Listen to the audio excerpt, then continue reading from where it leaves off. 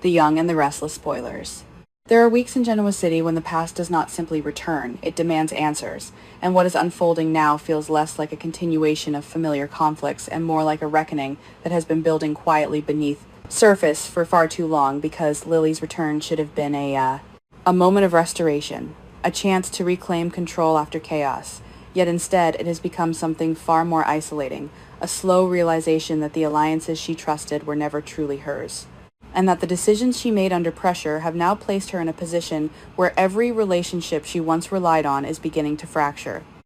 Lily walks back into a life that no longer feels like it belongs to her, and that disorientation is not just external but deeply internal, because she is forced to confront the consequences of aligning herself with Victor, a choice that may have felt strategic in the moment but now reveals itself as something far more damaging. And what makes this particularly painful is that she did not act out of malice, but out of a belief that she could regain control, that she could outmaneuver the chaos around her, yet in doing so she underestimated the cost, and now she stands alone, cut off from Kane, facing Devon and Nate with explanations that may no longer matter. Just how the heck did Lily expect Kane to react when he found out she had joined Victor in gaslighting him?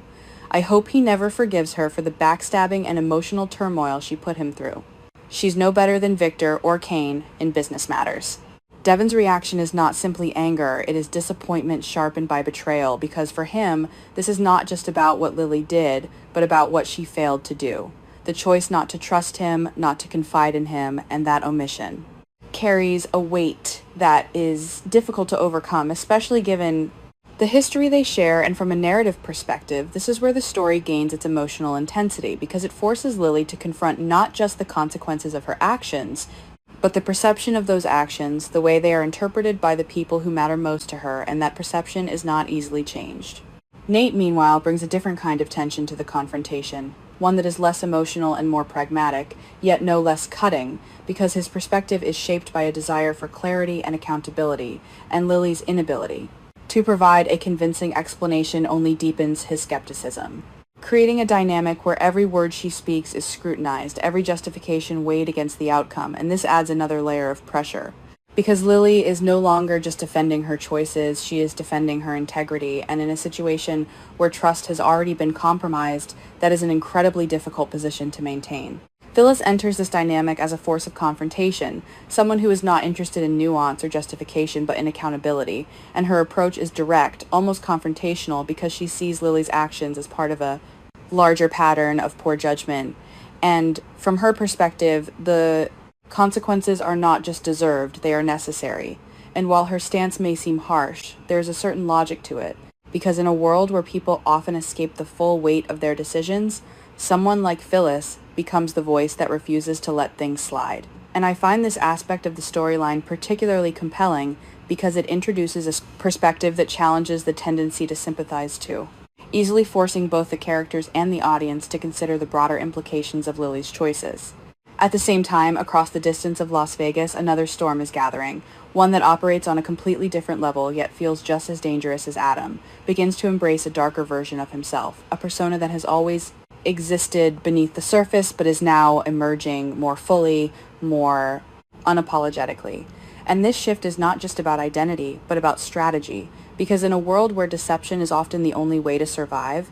Adam's willingness to lean into that role gives him an edge that others may not be prepared to counter. Nick, however, stands on the opposite side of that dynamic, not as a counterbalance, but as someone whose own stability is beginning to unravel, and the signs are becoming harder to ignore. The subtle indications that he is not as in control as he claims that the pressures he is facing are pushing him toward choices that could have serious consequences. And this is where Matt Clark's presence becomes particularly significant, because he is not just observing, he is investigating, closing in on a truth that Nick is trying to keep hidden, and the closer he gets, the more dangerous the situation becomes. What makes this intersection of storylines so effective is how they mirror each other in unexpected ways, because while Lily is dealing with the fallout of choices made in pursuit of control, Nick is struggling with the loss of control itself. And Adam, positioned between these dynamics, becomes a figure of ambiguity, someone who understands both perspectives but is not fully aligned with either, and this creates a narrative tension that feels layered and interconnected,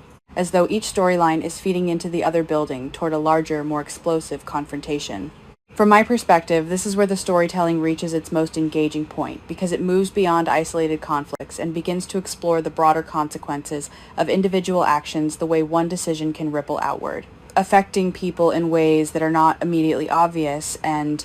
while it would be easy to focus on the more dramatic elements, the confrontations, the revelations, the underlying strength of the story lies in its exploration of character, of how each person responds when faced with the consequences of their choices. As the week unfolds, the sense of inevitability becomes stronger because it feels as though every character is moving toward a moment where they will be forced to confront something they have been avoiding, whether it is Lily facing the full weight of her decisions, Nick confronting his own instability, or Adam fully embracing the role he has been trying to define. And in that sense, the real tension is not just about what will happen, but about how each of them will respond when the moment arrives, and whether they will be able to hold onto the parts of themselves that they value, or whether those parts will be lost in the process. And perhaps that is the most compelling aspect of this entire arc, the realization that control is an illusion, that no matter how carefully each character tries to navigate their circumstances, there are forces at play that cannot be fully contained, and as those forces begin to collide, the question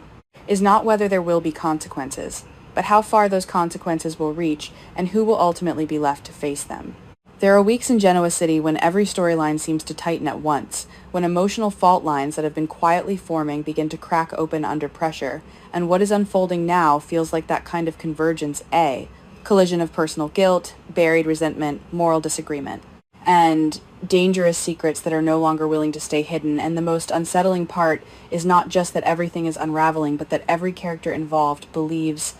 at least in some way, that they are justified in what they are doing, even as those choices push them closer to consequences they may not be able to survive. Devon and Abby are pulled into the center of one of the most emotionally charged developments as troubling news about Dominic resurfaces, and while the details themselves are alarming, it is the emotional reaction that carries the true weight of the moment, because for Abby, any threat involving her, the son, is not just a concern, it is a trigger. A reopening of wounds that have never fully healed, and the memory of losing control, of being unable to protect her child, floods back with a force that is impossible to contain, and her response becomes immediate, instinctive, almost primal, driven by a need to regain control in a situation where she once had none. Devon, standing beside her, processes the situation differently, but no less intensely, because his connection to Dominic is rooted in a sense of responsibility that goes beyond biology, and the idea that something could once again jeopardize that stability creates a tension within him that is both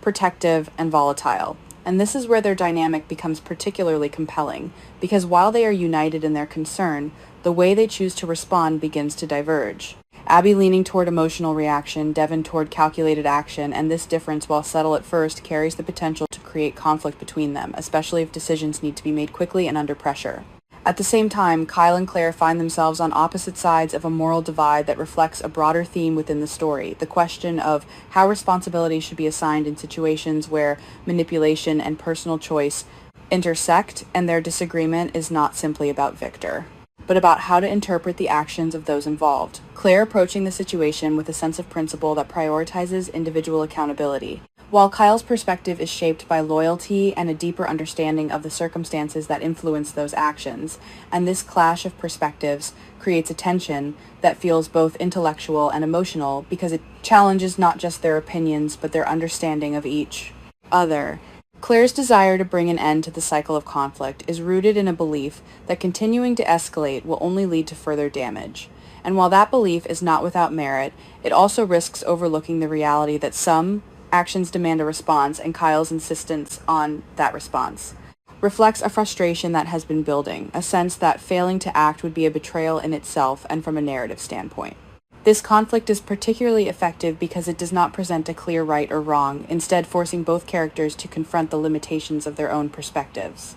Tessa, meanwhile, is faced with a decision that is deeply personal and emotionally complex as she navigates her role in Mariah's recovery, and this is where the story shifts into a more introspective space, because Tessa's struggle is not about external conflict, but about understanding what it means to support someone who is still in the process of healing, and whether that support requires sacrifice, patience, or distance. And this creates a tension that is quieter but no less significant, because it forces Tessa to confront her own boundaries, her own needs, and the reality that love does not always provide clear answers. From my perspective, this aspect of the storyline is particularly compelling because it highlights the often overlooked complexity of supporting someone through mental health struggles, the way it requires not just compassion, but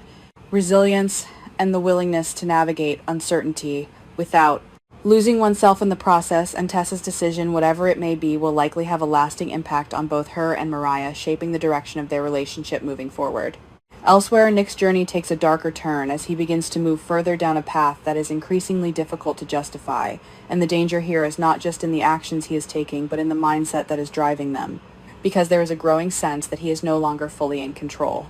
That the pressures he is facing are pushing him toward decisions that he might not otherwise make, and this creates a tension that is both internal and external, as he struggles to maintain the appearance of stability while dealing with the reality of his situation. Matt Clark's investigation adds another layer of urgency to this storyline, because he is not just observing from a distance, he is actively closing in, piecing together information that brings him closer to the truth. And the more he uncovers, the more dangerous the situation becomes, because exposure, it is no longer a distant possibility, it is an imminent threat. And this creates a dynamic where every move Nick makes is shadowed by the risk of being discovered. Adam, in contrast, appears to be leaning into his darker instincts, embracing a persona that allows him to navigate this chaotic environment with a level of control that others lack. And this shift is both intriguing and unsettling because it suggests a willingness to operate outside conventional boundaries to make decisions that others might hesitate to consider. And this creates a contrast between him and Nick that is both thematic and personal,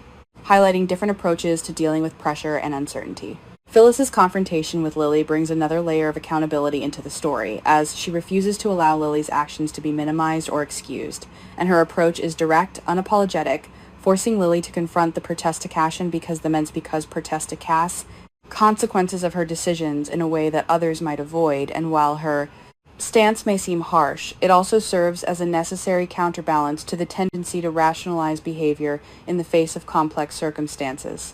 Victoria's defense of Victor adds yet another dimension to the narrative because it reinforces the idea that loyalty can sometimes override judgment, and her willingness to justify his actions reflects a perspective that prioritizes family above all else, even when those actions cross ethical lines. And this creates a tension that extends beyond individual relationships, touching on broader questions about the nature of loyalty and the limits of what it can justify. As all of these storylines begin to intersect, the sense of impending conflict becomes almost unavoidable, because each character is moving toward a moment where their choices will collide with the choices of others and the outcome of those. Collisions is uncertain, shaped by a complex interplay of emotion, motivation, and circumstance. And what makes this particularly compelling is the recognition that there are no easy solutions, no clear resolutions, only consequences that will continue to unfold long after the initial conflict has passed. And perhaps that is the most powerful aspect of this entire arc, the way it captures the unpredictability of human behavior,